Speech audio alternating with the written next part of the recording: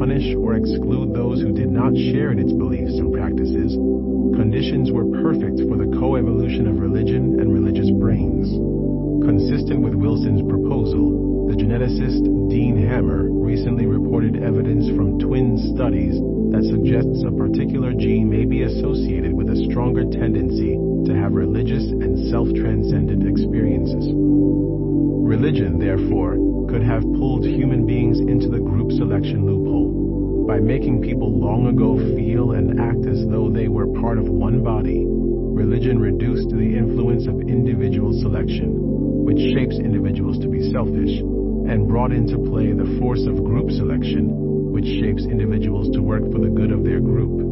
But we didn't make it all the way through the loophole. Human nature is a complex mix of preparations for extreme selfishness and extreme altruism. Which side of our nature we express depends on culture and context. When opponents of evolution object that human beings are not mere apes, they are correct. We are also part B. Harmony and purpose. Reading Wilson's Darwin's Cathedral is like taking a journey to Spaceland. You can look down on the vast tapestry of human cultures and see why things are woven in the way that they are. Wilson says his own private hell would be to be locked forever into a room full of people discussing the hypocrisies of religion. For example, that many religions preach love, compassion, and virtue, yet sometimes cause war, hatred, and terrorism. From Wilson's higher perspective, there is no contradiction. Group selection creates interlocking genetic and cultural adaptations that enhance peace, harmony, and cooperation within the group for the express purpose of increasing the group's ability to compete with other groups. Group selection does not end conflict. It just pushes it up to the next level of social organization. Atrocities committed in the name of religion are almost always committed against out-group members, or against the most dangerous people of all, apostates, who try to leave the group, and traitors, who undermine the group. A second puzzle that Wilson can solve is why mysticism, everywhere and always, is about transcending the self and merging with something larger than the self. When William James analyzed mysticism, he focused on the psychological state of cosmic consciousness and on the techniques developed in all the major religions to attain it. Hindus and Buddhists use meditation and yoga to attain the state of samadhi, in which the subject-object distinction and one's sense of an individual self disappear in a state usually described as one of supreme peace, bliss, and illumination. James found much the same goal in Christian and Muslim mysticism, often attained through repetitive prayer. He quoted the 11th century Muslim philosopher Al-Ghazali, who spent several years worshiping with the Sufis of Syria. Al-Ghazali attained experiences of transport and revelation that he said cannot be described in words, although he did try to explain to his Muslim readers the essence of Sufism. The first condition for a Sufi is to purge his heart entirely of all that is not God. The next key of the contemplative life consists in the humble prayers which escape from the fervent soul, and in the meditations on God in which the heart is swallowed up entirely. But in reality, this is only the beginning of the Sufi life, the end of Sufism being total absorption in God. From Wilson's perspective, mystical experience is an off button for the self. When the self is turned off, people become just a cell in the larger body, a bee in the larger hive. It is no wonder that the after effects of mystical experience are predictable. People usually feel a stronger commitment to God or to helping others, often by bringing them to God. The neuroscientist Andrew Newberg has studied the brains of people undergoing mystical experiences, mostly during meditation, and has found where that off switch might be.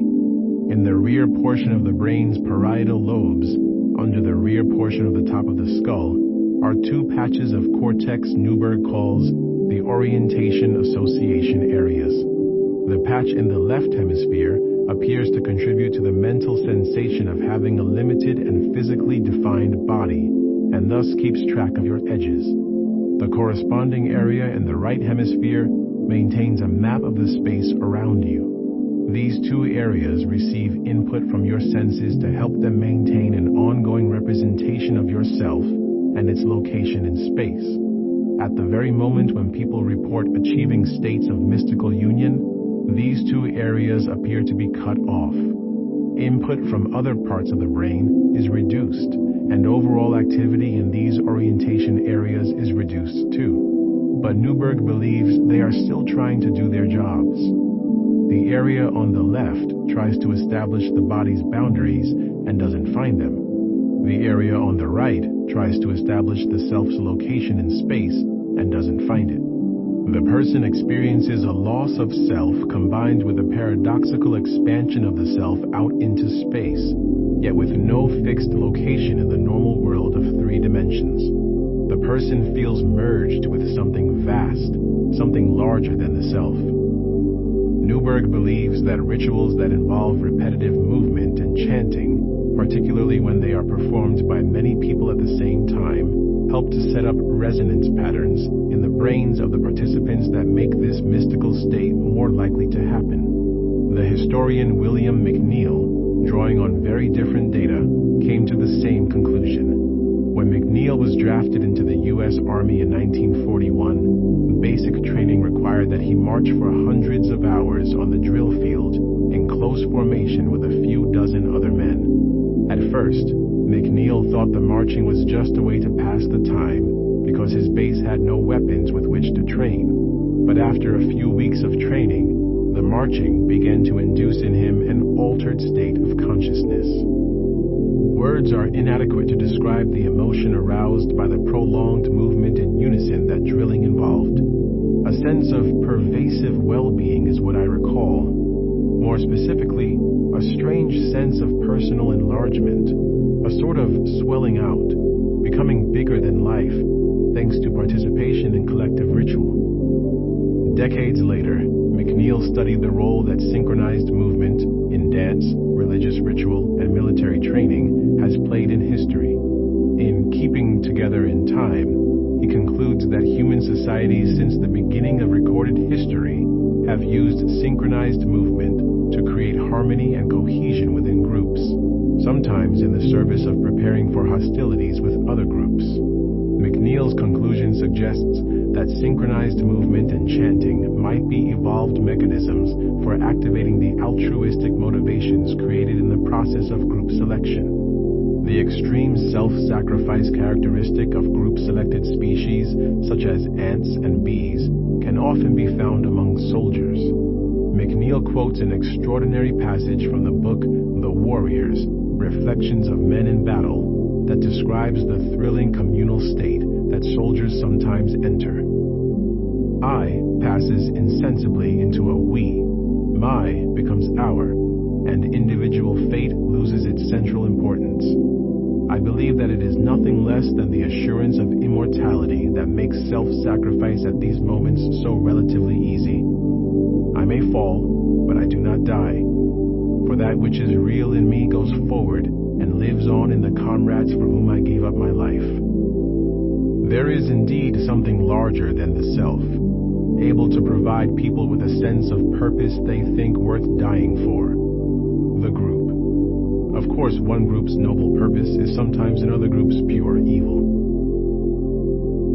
The meaning of life. What can you do to have a good, happy, fulfilling, and meaningful life? What is the answer to the question of purpose within life? I believe the answer can be found only by understanding the kind of creature that we are, divided in the many ways we are divided. We were shaped by individual selection to be selfish creatures who struggle for resources, pleasure, and prestige, and we were shaped by group selection to be hive creatures who long to lose ourselves in something larger. We are social creatures who need love and attachments, and we are industrious creatures with needs for effectance, able to enter a state of vital engagement with our work. We are the rider and we are the elephant, and our mental health depends on the two working together, each drawing on the other's strengths. I don't believe there is an inspiring answer to the question, what is the purpose of life?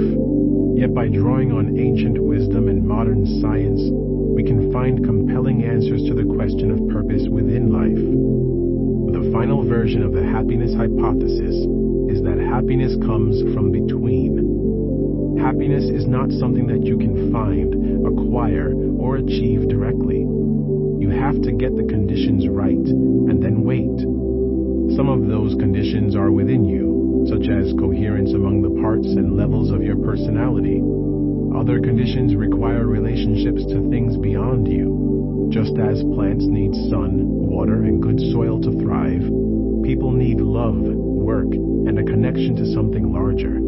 It is worth striving to get the right relationships between yourself and others, between yourself and your work, and between yourself and something larger than yourself.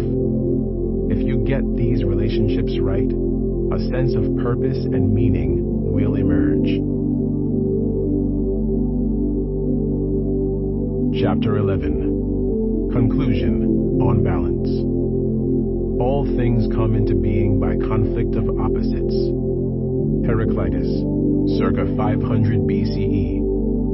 Without contraries is no progression. Attraction and repulsion, reason and energy, love and hate are necessary to human existence. William Blake, circa 1790. The ancient Chinese symbol of yin and yang represents the value of the eternally shifting balance between seemingly opposed principles. As the epigrams above from Heraclitus and Blake show, this is not just an Eastern idea. It is great idea, a timeless insight that in a way summarizes the rest of this book. Religion and science, for example, are often thought to be opponents, but as I have shown, the insights of ancient religions and of modern science are both needed to reach a full understanding of human nature and the conditions of human satisfaction. The ancients may have known little about biology, chemistry, and physics, but many were good psychologists. Psychology and religion can benefit by taking each other seriously, or at least by agreeing to learn from each other while overlooking the areas of irreconcilable difference. The Eastern and Western approaches to life are also said to be opposed. The East stresses acceptance and collectivism. The West encourages striving and individualism. But as we've seen, both perspectives are valuable. Happiness requires changing yourself and changing your world. It requires pursuing your own goals and fitting in with others. Different people at different times in their lives will benefit from drawing more heavily on one approach or the other. And finally, liberals and conservatives are opponents in the most literal sense, each using the myth of pure evil to demonize the other side and unite their own. But the most important lesson I have learned in my 20 years of research on morality is that nearly all people are morally motivated.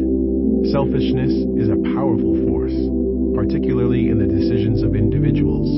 But whenever groups of people come together to make a sustained effort to change the world, you can bet that they are pursuing a vision of virtue, justice, or sacredness. Material self-interest does little to explain the passions of partisans on issues such as abortion, the environment, or the role of religion in public life.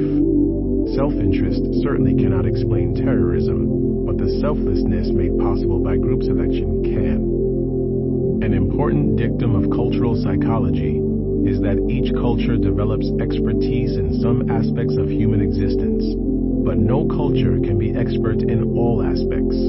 The same goes for the two ends of the political spectrum. My research confirms the common perception that liberals are experts in thinking about issues of victimization, equality, autonomy, and the rights of individuals, particularly those of minorities and nonconformists.